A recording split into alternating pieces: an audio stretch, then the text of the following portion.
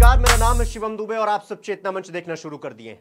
राजस्थान के deputy CM रह चुके दिग्गज कांग्रेस नेता सचिन पायलट, एक वक्त था जब सचिन पायलट और ज्योतिरादित्य सिंधिया ये दो कांग्रेस के इतने गद्दावर और नेता माने जाते थे कि ये जहां चले जाते थे लोगों की भीड़ जुट जाती थी।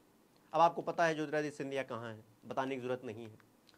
मैं दिग्गज युवा नेता इसलिए कह रहा हूं सचिन पायलट को, क्योंकि हालांकि उनकी उम्र 45 से 50 के आसपास है, लेकिन अभी वो युवा कहे जाते हैं। जब राहुल गांधी युवा हो सकते हैं तो सचिन पायलट युवा हो ही सकते हैं। आपको बता दें कि उनके इस स्टेटस के बारे में किसी को खबर नहीं थी। ये तलाकशुदा वाली राजस्थान में चुनाव नहीं होते तो हो सकता था ये बात दबी रह जाती, लेकिन चुनावी हलफनामे सचिन पायलट ने खुद को खुलासा किया कि वे और उनकी पत्नी सारा अब साथ नहीं रहते। उन्होंने हलफनामे में दर्ज किया कि वो तलाकशुदा है। आपको बता दें कि विधानसभा सीट से आगामी चुनाव के लिए मंगलवार को नामांकन दाखिल किया गया। उन्होंने हलफनामे में उल्लेख किया कि वो तलाकशुदा हैं। हलफनामे में पायलट ने कहा कि उनके बच्चे आरान पायलट और विहान पायलट उन पर निर्भर हैं। सचिन पायलट द्वारा तलाक की जानकारी शेयर करने के बाद उनके और उनके पत्नी रही सारा की लव स्टोरी की चर्चा एक बार फिर से होने लगी। अब आपको बता दें कि लव स्टोरी शुरू कैसे हुई थी, आपको यह भी बता देते हैं। आपको बता दें कि सारा नेशनल कॉन्फ्रेंस के चेयरमैन और जम्मू कश्मीर के पूर्व मुख्यमंत्री फारूक अब्दुल्ला की बेटी हैं और उमर अब्दुल्ला की बहन है। वहीं सचिन पायलट कांग्रेस के दिग्गज नेता राजेश पायलट के बेटे हैं। सहारनपुर में सचिन पायलट स्कूलिंग खत्म करके MBA करने लंदन चले गए। दूसरी तरफ कश्मीर के तनावपूर्ण माहौल को देखते हुए फारूक अब्दुल्ला ने अपनी बेटी सारा को 1990 में उनकी मां के साथ लंदन भेज दिया था।